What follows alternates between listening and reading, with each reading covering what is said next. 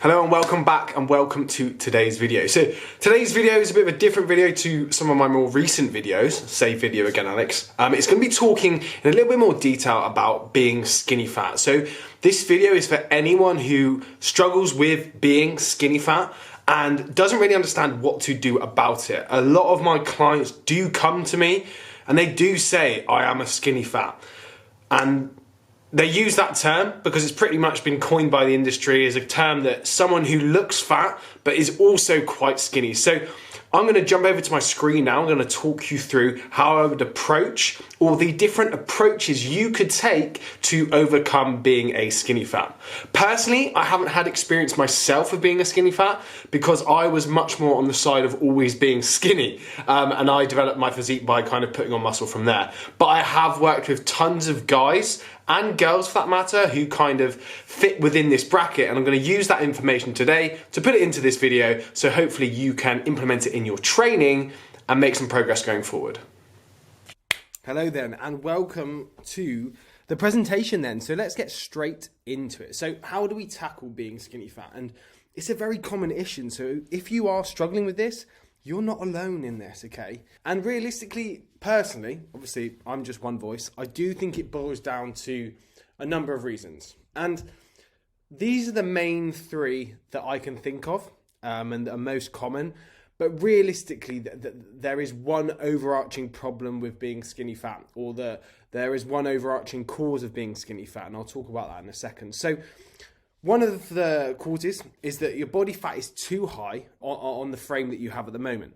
This is pretty common, okay? It tends to be kind of people in their 20s, been going out a lot, not tracking what they eat, not training for that long, and they've put on some body fat in areas that they really didn't want them to gain that body weight. And to couple that, they also don't have enough muscle. And that is really the overarching issue and cause of being a skinny fat, is that the person who is calling themselves a skinny fat or quote unquote is struggling with it just doesn't have enough muscle to look like they have a shape that transitions them away from being a skinny fat. Because realistically, as you grow muscle, your ability to walk around with higher body fat improves because arguably you'll have more shape in different areas. So the only thing you wouldn't just be noticing kind of the weight around your midsection, because your shoulders would have grown, your chest would have grown, your back would have grown, your legs would have grown.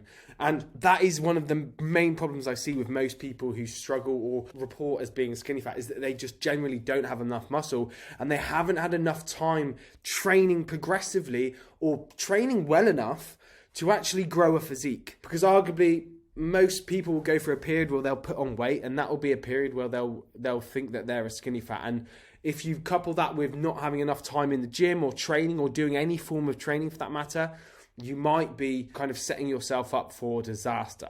Not that it's that much of a disaster, but for some people it can be a little bit of a dent to their confidence. So, right, we know some causes for being a skinny fat or struggling with it, okay? So what are some solutions, okay? So I'll split it into three options. Option 1, option 2, and option 3. There's no real right or wrong answer here. The main thing that needs to be premised is that the underlying issue, like I said, is that the individual doesn't have that much muscle mass. So if they don't have that much muscle mass, we really need to be doing something that's going to change that in the long run. But what's going to dictate what option you take is the client's psychology. So what are they wanting from their immediate kind of future? What are they wanting as their immediate result? And you'll see as I go through the options, there's three different options and two different options that are starkly different and one that kind of sits in the middle, okay? They both have their pros and cons, and we're going to talk about them now, okay? So option 1 is a dieting phase, okay? A dieting phase is what it says on the tin. You're there to learn body fat, lose body fat. And the reason this might be good or this may be beneficial is that obviously you will lose body fat. One of the main reasons and one of the main things that makes people unhappy with their physique if they are struggling with being a skinny fat is that they have too much body fat or they perceive that they have too much body fat. This will then lead them to gain confidence in being leaner, and it also gives you a strong position to gain weight and muscle from out the other side of the diet, because you'll have a really long runway for progression that you can progress your training, because inevitably when you progress your training and you progress your food again, you're going to gain some body fat. That's just natural. We can't walk around as skeletons all the time. So what are the negatives for a dieting phase? So obviously, when we're dieting, we're restricting calories. So that means that there is less potential to actually grow muscle. And again, this is premised on the idea of how new is the trainee. Because obviously you could potentially grow some muscle if you're a new trainee and you're just new to the gym. But there's probably less likelihood of growing muscle in a calorie deficit than in a calorie surplus. That's kind of widely accepted as the way things work. Likewise, if you're restricting calories and depending on the length of the diet that you need to do, your performance will obviously take a hit. And one thing you've got to think about with clients is you don't always, for most people, want to always be chasing an aesthetic goal, because it is often very shallow and can lead to people falling out in love with it and not actually enjoying the process. So in a dieting phase, it's inevitable that because energy is low, that you will either not be performing optimally or you will drop performance across the phase. So you've got to bear that in mind with the client that you're working with, or whether you want to kind of make that sacrifice to get rid of the body fat and then be able to develop your physique out the other side. Because remember, the actual issue is that there's just not enough muscle on this physique. So there's no point just dieting and then being, I'm solved the issue, because the issue will still be, you won't be a skinny fat, you'll just be skinny now. And you'll probably then unearth another set of issues. So the dieting phase would precede a gaining phase or a massing phase, where you really do drive up calories, you drive up performance and focus on putting on some lean tissue.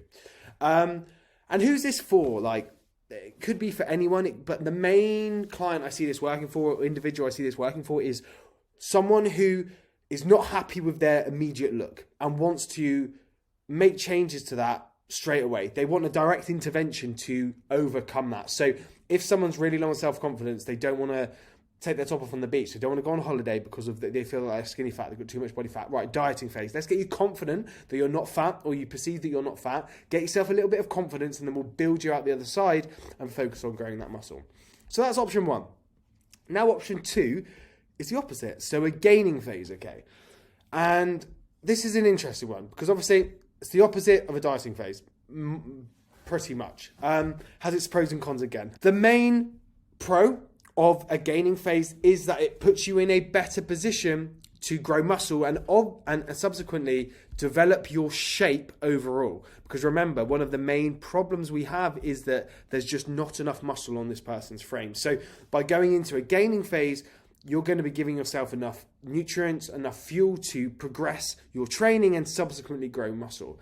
And like I said, you can improve your performance much more in a gaining phase than you can in a dieting phase because of the abundance of calories. You're recovering better. Your volume capabilities might even go up. And the good thing about a gaining phase, like I said up here, as the opposite of a dieting phase, it can support process-orientated goals over aesthetic goals, which is something that I would always want to kind of embed within individuals, is that you should just love the training that you're doing.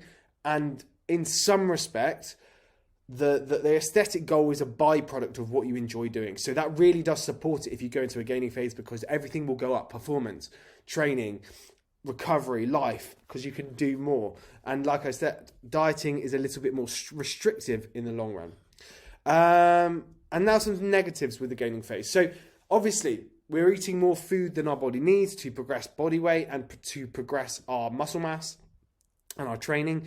It's inevitable you're going to gain some body fat in a calorie surplus, which may add to the issue of having too high a body fat on your physique. But you've got to weigh that up as an individual.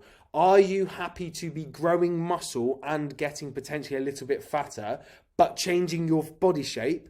Or do you want to kind of diet that off first and then change your body shape? Again, it's completely person dependent. And like I said, it doesn't tackle the issue visually because it's going the opposite way. Yes, it will slowly develop your physique because building muscle is a lot slower than potentially losing fat. It's more of a long-term approach. It's for that client who's like, right, I've got 3 years to improve how I look, how I feel about myself. It's less, right, I've got a holiday in 8 weeks. I don't feel confident, mate. Sort me out. So that's who I kind of work it for. the more resilient client who's not wanting that short-term fix and is looking for a long-term solution to the issue.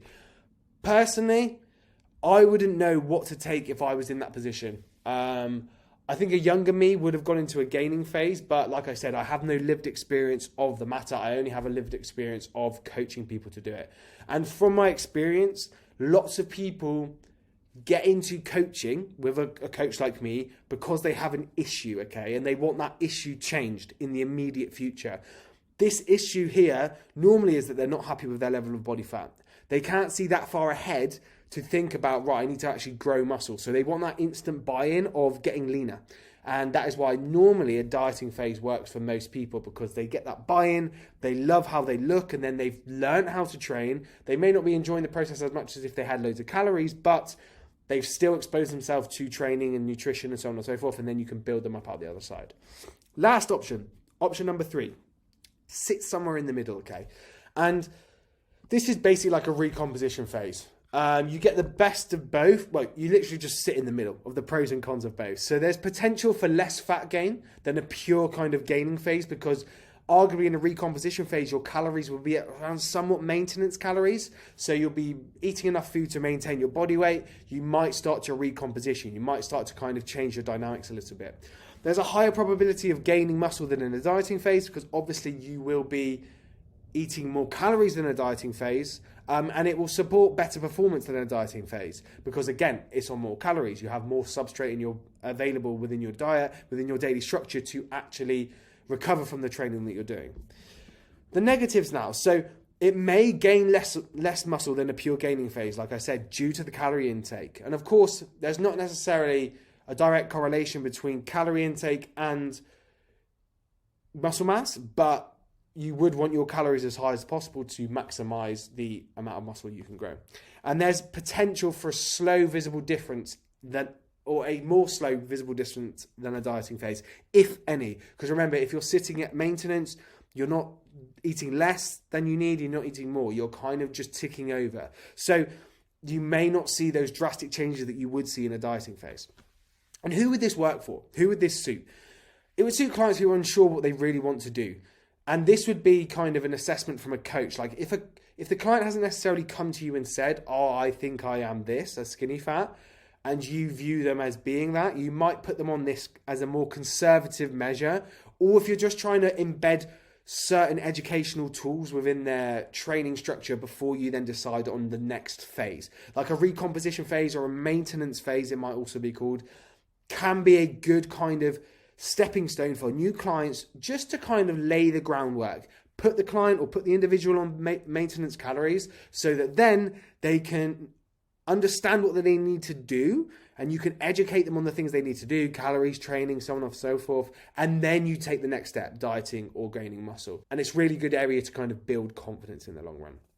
So those are the 3 options I would recommend for tackling the skinny fat issue. And of course, completely up to you what you take. I've just laid some options out for you that might actually help you in the long run. So there you have it. 3 options for tackling the skinny fat look. Excuse the mess behind me. I am traveling at the moment and I'm not in my usual room or house. So if you enjoyed the video, I'd really appreciate a like, a comment. Let me know if you struggle or if any of the tips I've given in the video help you on your journey to developing your physique. You can catch some of my older videos up there. And of course, thank you for watching, and I'll see you in the next video.